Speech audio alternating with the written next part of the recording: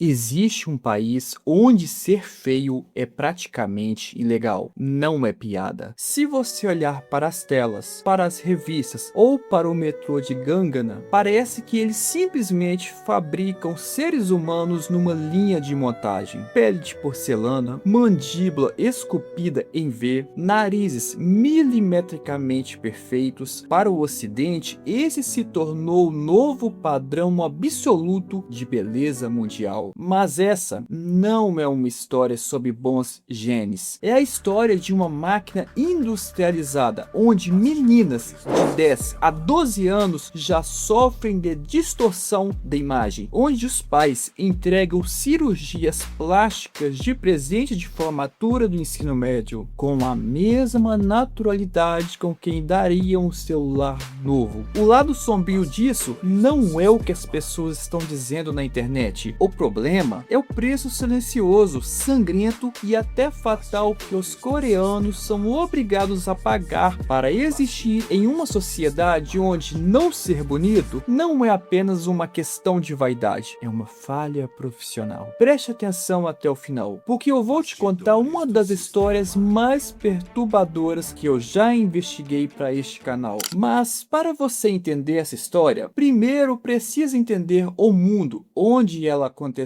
Imagina ser reprovado em uma entrevista de emprego para um cargo de escritório, não porque te falta experiência ou porque você foi mal no teste, mas porque a empresa te achou feio e perceberam que o ângulo do seu nariz não obedece à proporção matemática exata que a empresa exige. Parece o enredo de um filme, mas é a realidade documentada do mercado de trabalho sul-coreano. Lá, a estética não é vaidade, é sobrevivência financeira. Existe até um termo oficial para isso: Chayop Sanangam. Em português, cirurgia de emprego. Entrar na faca tem o mesmo peso de colocar o MBA ou um mestrado no seu currículo. E presta muita atenção na escalada desses números, porque a insanidade matemática disso é assustadora. Na Coreia, 1 em cada 5 mulheres já fez cirurgia plástica. Mas, se você olhar apenas para as estudantes universitárias, esse número salta para 1 em cada 2. Exatamente, metade da sala de aula já foi operada. Mas por que jovens de 20 anos estão se mutilando? Porque 93% das empresas coreanas exigem uma foto com medidas de rosto no currículo. E o dado mais brutal de todos: quase 50% dos gerentes de RH admitem abertamente que jogam currículos perfeitos no lixo, apenas porque não acharam o rosto do candidato agradável. E isso é só o que eles têm coragem de assumir em voz alta. Isso já te deixou revoltado? Então calma que piora. No ocidente, quando a gente quer melhorar o formato do rosto, a gente vai numa clínica e aplica um pouco de ácido hialurônico ou botox. Na Coreia do Sul, eles preferem remover pedaços inteiros do próprio esqueleto. E para conseguir aquele emprego que falamos agora há pouco, não basta ter uma pele impecável, você precisa se adequar a uma proporção matemática rígida. E o ápice dela é a V-line, um rosto minúsculo, com o maxilar afinado em um formato de V perfeitamente liso. O problema: você não consegue alterar o formato de um crânio com mensagem facial ou dieta. Preste muita atenção na loucura disso. A técnica que eles usam para conseguir a V-line se chama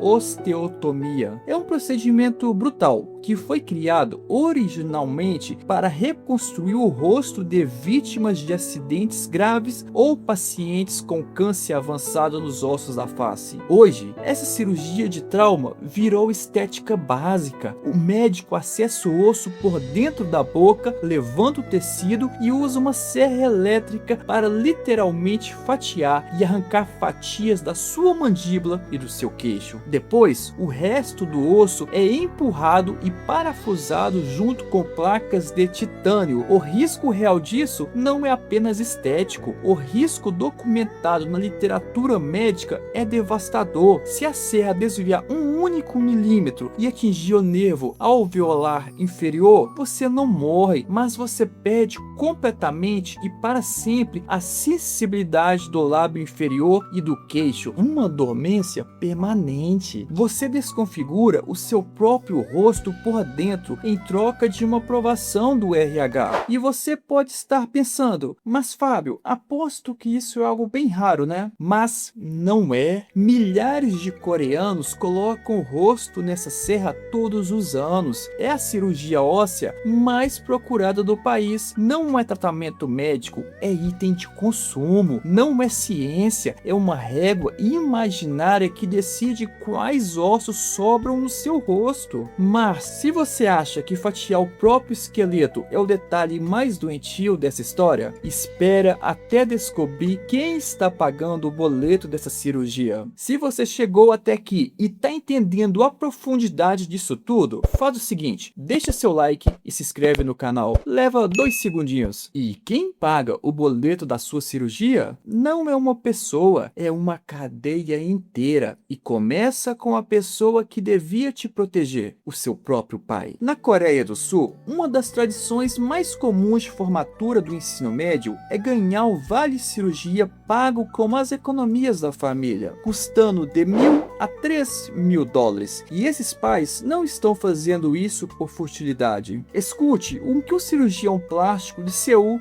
declarou para a revista Time. Os pais obrigam seus filhos a fazerem cirurgia plástica da exata mesma forma que os obrigaram a estudar matemática. Eles sabem que a aparência é fundamental para não fracassar na vida. A pessoa que deveria te olhar nos olhos e dizer você é perfeito do jeito que nasceu é a mesma pessoa que financia a sua mutilação preventiva por puro instinto de sobrevivência. E se você acha que tudo começou no ensino médio, você está enganado. Um estudo coreano com mais de 3.000 jovens descobriu uma coisa que deveria ser manchete no mundo todo. Mais da metade das meninas coreanas entre 10 e 12 anos já tem distorção severa de imagem corporal. Meninas que ainda usam aparelho nos dentes, que ainda andam de bicicleta, que dormem com um ursinho de pelúcia. Mais da metade delas já odeiam o próprio rosto. E se você acha que isso é responsabilidade só dos pais,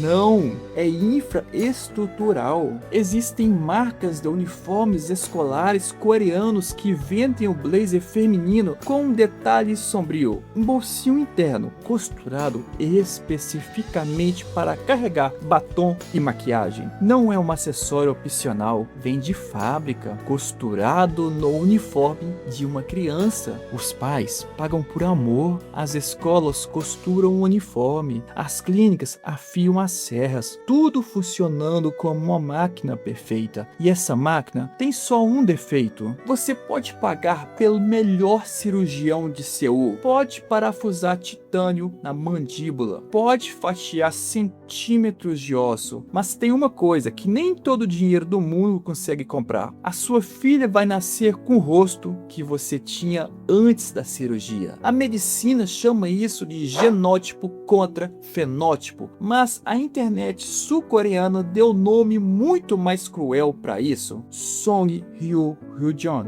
a genética da cirurgia plástica. Imagina a cena: uma mãe que passou a adolescência sendo rejeitada, que fatiou o maxilar, alterou as pálpebras, injetou seringas no rosto para conseguir um emprego. Agora ela olha para a filha recém-nascida no berço e o que ela vê? Ela não vê apenas um bebê, ela vê o próprio rosto original voltando para assombrá-la. O rosto que o mercado de trabalho disse que era falho, o rosto que ela pagou caro para pagar. Nesse segundo, a armadilha do sistema se fecha. Ela vai precisar precisar guardar dinheiro para cortar o rosto da filha um dia, porque o sistema coreano transformou a beleza numa assinatura hereditária. Cada geração corta o mesmo rosto para sempre. É nesse nível de desespero silencioso que empurra milhares de jovens para clínicas estéticas todos os dias. Uma pressão que não perdoa, não negocia e não para. E quando a pressão é absoluta, o sistema cobra com sangue. Em setembro de 2026, ele cobrou de um rapaz de 24 anos. Ele entrou andando numa clínica em Ganaga. Saiu de lá no caixão. Setembro de 2016. Um estudante universitário de 24 anos chamado Kwon De-hee caminha pelos corredores de uma clínica famosa no bairro de Ganaga. Ele não é vaidoso, ele está aterrorizado. Ele passou os últimos meses editando as próprias fotos no celular, tentando visualizar como ficaria com a V-line, aquela mesma cirurgia de serrar os ossos da mandíbula. Ele precisava daquele rosto. A família implorou para ele não fazer, mas o medo de ficar para trás falou mais alto. Kwon agendou a cirurgia. A clínica anunciava 14 anos de operação sem nenhum acidente e prometia, com todas as letras no próprio site, o cirurgião-chefe operaria do início ao fim. Kwon pagou $5.600. Confiou, entrou. Câmeras de segurança do centro cirúrgico registraram cada segundo. Às 12h56,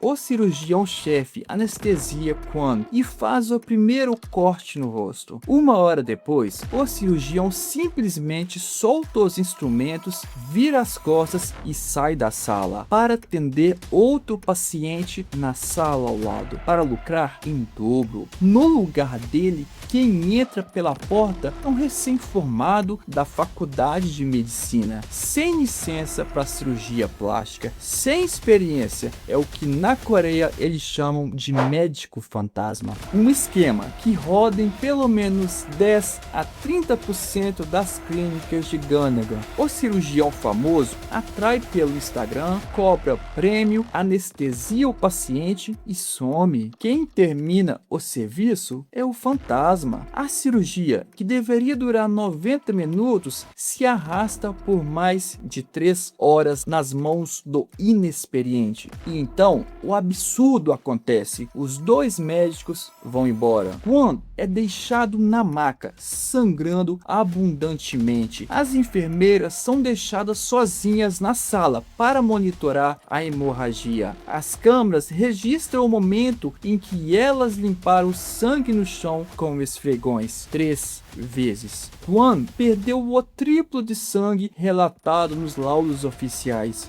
E, em um dos registros do tribunal, uma das enfermeiras foi vista retocando a maquiagem no espelho, enquanto Kwon sangrava na maca ao lado. Ele estava morrendo, ela estava passando o batom. Quando a família recebe a ligação à noite, já é tarde demais. Kwon entra em coma profundo. 7 semanas depois, ele falece. Tinha apenas 24 anos. O que aconteceu com Kwon não foi acidente, foi o sistema funcionando como foi desenhado. Convenceu ele que o rosto era defeito, cobrou uma fortuna, colocou um fantasma para serrar o osso e o deixou sangrando no chão de Ganaga. E antes que você ache que está seguro, lembre-se, o Brasil já é um dos maiores consumidores mundiais de procedimentos estéticos. A máquina não ficou na Ásia, ela já está operando na sua tela, no seu bairro